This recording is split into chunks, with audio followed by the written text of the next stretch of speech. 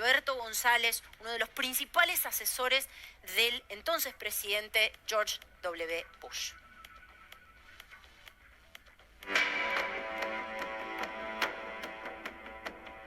Alberto, thank you so much for this interview and for this time with TN Internacional.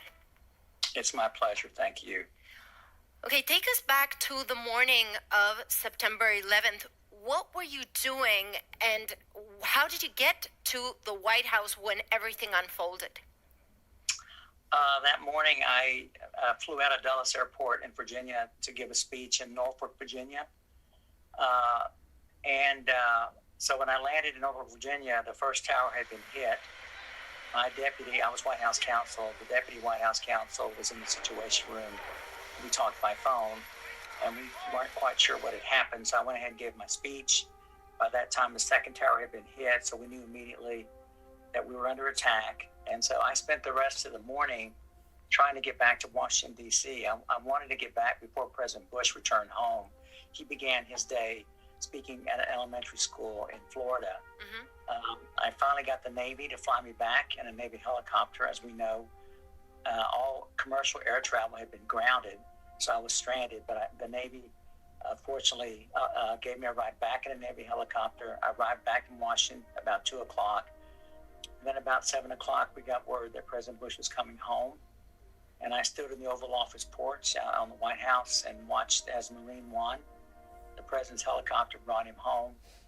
When he got off the helicopter, I greeted him along with one other staffer, and he nodded at us and walked right by us without saying a word. And behind the Oval Office are two small offices, a study and a dining room. Mm-hmm. We went into one of those rooms, and we began talking about what he was going to say to the nation that night, began working on his speech to the nation that night.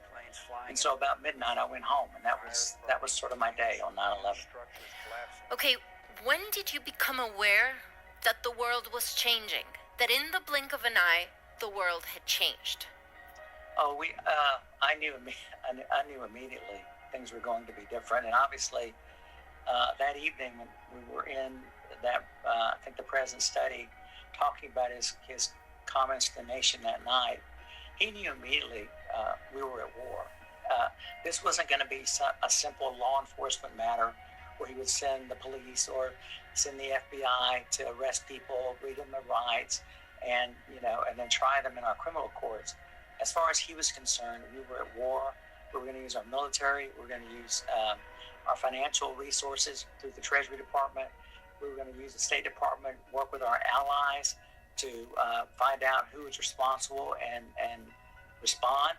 So we were going to use all levers of federal power to respond to this attack. So very quickly, President Bush recognized, and all of us recognized, this was something that was going to be very, very different in response, and obviously had a tremendous impact on the way that we live our lives, not only in the United States, but in other countries around the world. Mr. González, you've said repeatedly in various interviews that you knew exactly the scope of Al-Qaeda's capability to become an actual threat to the United States. Do you think the September 11th attack, could have been prevented? Oh, it's always easy to second guess and to question and say, what if, what out, What I can say is, in the United Security Council briefings that we had that summer, we had a sense that Al-Qaeda was planning something pretty major, but all the evidence, all the intelligence seemed to indicate that the attack would be in another country, not within our own borders. So, yes, we had a sense that something was going to happen, but we had no idea that it was going to happen within the United States, and certainly had no idea that it would involve hijacking of commercial airliners and crash into buildings, killing over 3,000 American citizens. Mm-hmm.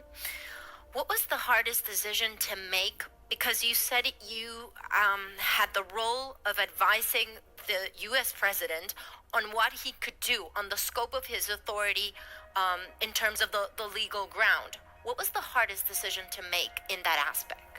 I do remember one of the most difficult, one of the initial decisions that was had to be made was the president's authority to shoot down a commercial airliner full of innocent civilians. So in the event that at an airplane that had been hijacked on September 11th and was flying towards the Capitol, did the president have the authority to order an F-15 fighter jet to shoot down that commercial airliner, killing innocent civilians on that plane, but saving thousands more on the ground? So that's an example of the kind of issues that we had to navigate during those early hours and those early days, weeks, and months following the 9/11 attacks.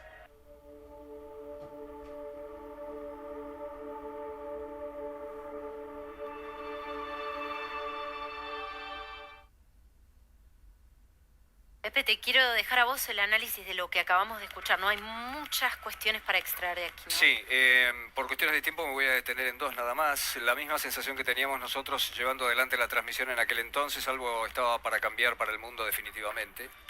Y así fue, para siempre. Un endeble sistema ya de libertades que necesitaba un desarrollo distinto conforme los tiempos se iban desarrollando, cambió para siempre y dramáticamente. Las libertades nunca fueron las mismas y me parece que todavía ese proceso continúa. El segundo punto es que, lo conversábamos contigo fuera de cámara, había señales por todos lados de esto y no se actuó. Solamente para mencionar un caso muy menor, el Memo Phoenix, en donde gente del FBI y de la CIA hablaba de esta posibilidad después de una presencia de una reunión de Al Qaeda con Bin Laden en Malasia, y en donde algunos de los participantes entraron con visa realmente legítima y legal a los Estados Unidos y empezaron a practicar movimientos aéreos. ¿Qué contestaba la autoridad que tenía que tomar la decisión? Que no había prueba consistente, pero señales había por todos lados. Y lo que hay por todos lados también, esto lo dejo para otro momento, son interrogantes.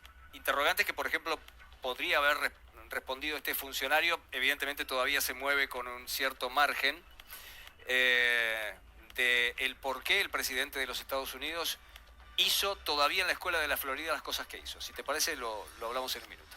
En un minuto lo hablamos, retomamos, por supuesto, con esa capacidad de sintetizar esa maestría para el análisis de Pepe Gil Vidal.